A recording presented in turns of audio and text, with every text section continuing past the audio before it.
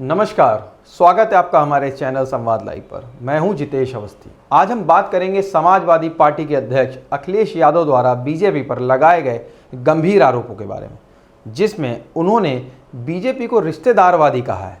इस बयान के पीछे की कहानी को समझेंगे और करहल विधानसभा सीट पर होने वाले रोमांचक उपचुनाव की पूरी जानकारी भी साझा करेंगे। अखिलेश यादव ने शुक्रवार को करहल विधानसभा क्षेत्र में क्या कहा, आइए सुनते हैं। बीजेपी की भी सूची आ गई है। बहुत इंतजार था कि बीजेपी के लोग किसको उतारेंगे। हमें लगता है बीजेपी के लोग भी हम लोगों के रास्ते पे चल रहे हैं। जो नारा वो लगाते थे कि हम लोग परिवारवादी हैं, जो हमें और आप पर आरोप लगाते थे कि हम लोग परिवारवादी हैं, लेकिन बीजेपी हम लोगों से और आगे निकल गई। अब वो रिश्तेदारवादी हो गए हैं वो लोग। और हिंदी के प्रोफेसर, अंग्रेजी के प्रोफेसर, कवि बैठे हैं, ये ज्यादा बेहतर बता पाएंगे रिश्तेदारवादी और परिवारवाद में क्या फर्क है। लेकिन करहल की जनता जो समाजवादियों से अपना बहुत पुराना रिश्ता मानते हैं, ये रिश्ता बनाया हुआ नहीं है, ये बना हुआ रिश्ता है। इस बार जो परिणाम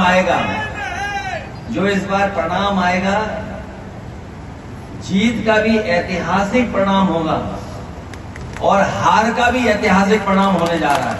अब बात करें करहल विधानसभा सीट की, तो यह क्षेत्र समाजवादी पार्टी की मजबूत गढ़ माना जाता है। 1993 से यह सीट सपा के पास है और यहां सपा का प्रभाव साफ देखा जा सकता है।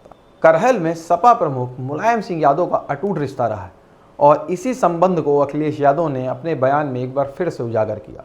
इस उपचुनाव में बीजेपी ने सपा उम्मीदवार तेज प्रताप यादव के रिश्ते में फूफा लगने वाले अनुजेश यादव को खड़ा किया है। इस मुकाबले में एक तरफ सपा के तेज प्रताप यादव हैं जो मुलायम सिंह यादव के पोते हैं, और दूसरी तरफ उनके रिश्तेदार अनुजेश यादव जो बीजेपी के उम्मीदवार हैं। यह चुनाव फूफा और भतीजे के बीच एक तरह से परिवार के भीतर ही मुकाबला बन गया। अखिलेश यादव का कहना है कि बीजेपी अब केवल सत्ता के लिए रिश्तेदारों को आगे कर रही है। उन्होंने बीजेपी पर आरोप लगाया कि पार्टी अपने खुद के आदेशों और वादों से भटक चुकी है। जो पार्टी पहले परिवारवाद के खिलाफ नारे लगाती थी, अब वह खुद रिश्तेदारों को चुनावी मैदान में उतार रही है। अखिलेश ने बीजेपी की रणनीति पर निशाना साधते हुए कहा कि बीजेपी को करहल और मिल्कीपुर में वह कभी जीत नहीं।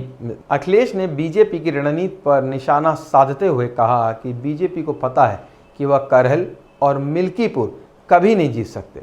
उन्होंने कहा, बीजेपी का आंतरिक सर्वेक्षण भी दिखा रहा है कि मिल्कीपुर में उनके प्रयासों के बावजूद हार का सामना करना पड़ रहा है। इसी वजह से वहां का चुनाव टाल दिया गया है। अब बात करें उपचुनाव की। यह उपचुनाव 13 नवंबर को होने जा रहे हैं और परिणाम 23 नवंबर को घोषित किए जाएंगे। करहल का मुकाबला बीजेपी और सपा के बीच एक बेहद दिलचस्प हो गया है। अखिलेश यादव का दावा है कि करहल में सपा की ऐतिहासिक जीत दर्ज होगी और तेज प्रताप यादव बड़े अंतर से जीतेंगे। अखिलेश का कहना है कि बीजेपी सरकार उत्तर प्रदेश के विकास को ठप कर चुकी है। उन्होंने आरोप लगाया कि यह सरकार प्रदेश की सबसे भ्रष्ट सरकार है, जिसने प्रदेश को खोखला कर दिया है। उन्होंने कहा कि इस सरकार के किसानों, नौजवानों, व्यापारियों और मंडियों को बर्बाद किया है। अखिलेश ने दावा किया कि बीजेपी की हार निश्चित है और इस उपचुनाव में सपा की बड़ी जीत होगी। करहल उपचुनाव में अखिलेश यादव ने बीजेपी पर जो तीखे आरोप लगाए, उससे यह मुकाबला और भी दिलचस्प हो गया है। जहां एक और बीजेपी अपने उम्मीदवार को रिश्तेदार के तौर पर उतारकर सपा को चुनौती देने की कोशिश कर रही है, वहीं सपा इस मुकाबले में अपनी पकड़ मजबूत मान रही है। अखिलेश का दावा है कि इस बार सपा को बड़ी जीत मिलेगी और बीजेपी की हार निश्चित है। करहल का यह चुनावी मुकाबला केवल एक सीट का नहीं, बल्कि इससे यूपी के चुनावी समीकरण भी प्रभावित होंगे।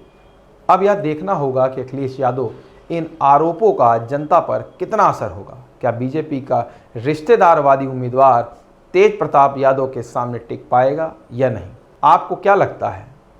क्या करहल में सपा अपनी पकड़ बरकरार रख पाएगी या बीजेपी एक नया इतिहास बनाएगी? अपने विचार हमें कमेंट्स में ज़रूर बताएं। इस वीडियो में फ़िलहाल इतना ही। मिलेंगे एक नए वीडियो के साथ। नमस्कार।